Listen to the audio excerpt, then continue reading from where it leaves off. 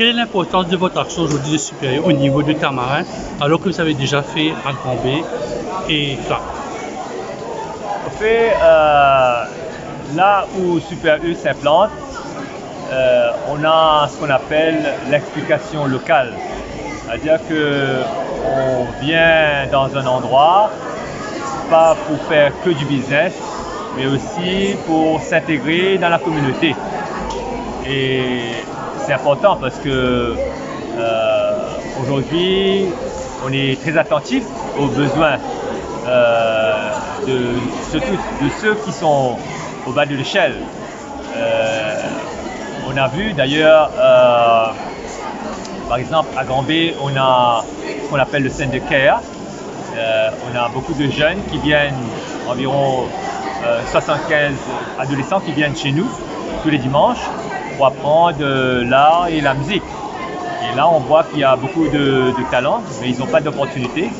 Et c'est là que nous intervenons justement en leur donnant un espace pour qu'ils puissent s'exprimer. Et c'est ça qu'on veut faire à Tamarin. On sait statistiquement que Tamarin, toute cette région ouest, c'est un peu une région très, très défavorisée. Qu'est-ce que vous allez faire de plus? Parce que c'est pas Grand B, c'est pas Flac, c'est Tamarin. Oui. Enfin, déjà, comme j'ai dit tout à l'heure, les représentants des différents ONG qui sont présents aujourd'hui ici à Tamarin, ils sont là parce que on a fait, avec la collaboration de Terre de Paix, un travail de fourmi, justement pour voir les besoins de tout un chacun. Et comme je disais tout à l'heure, on va apporter notre soutien à toutes ces organisations dans la mesure du possible. On ne prétend pas pouvoir régler tout le problème, mais on est là justement pour apporter notre soutien. Vous avez remis des lettres d'engagement, c'est pas d'intention. Qu'est-ce qu'il y a dans cette lettre? Qu'est-ce que eux vont vous emmener et vous allez les emmener? En termes d'aide, en termes de soutien? Enfin, je pense que notre but, c'est justement d'être en phase avec les objectifs des Nations Unies, qui est de lutter contre la faim et la pauvreté, la préservation de l'environnement, l'égalité des genres, etc. Et justement, notre action se situe justement dans cette volonté de vouloir faire bouger les choses, c'est-à-dire que aider, donner les moyens à ces gens-là pour qu'ils puissent s'en sortir. Dernière question liée à l'actualité du Covid.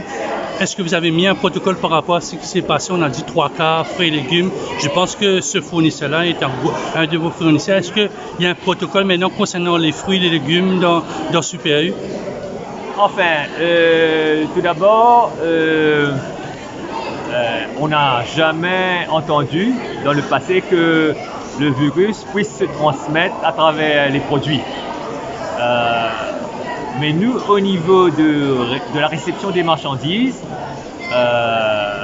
on a, depuis le Covid, un point d'eau où les livreurs ils se lavent les mains avant de livrer, et aussi du gel hydroalcoolique. Et dans tous nos points de vente, c'est comme ça. Donc, comment vous allez rassurer vos clients ici à Tamarin, Grand B, aux îles, Flac et ailleurs, que tout est safe?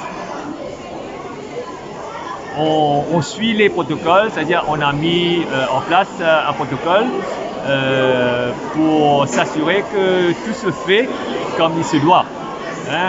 Il faut de la rigueur, de la discipline pour conscientiser les fournisseurs et les clients, et aussi nos employés à suivre tous ces protocoles-là à la lettre. Vous allez hausser le niveau de sanitaire peut-être? Oui, là où il faut, on va hausser le niveau.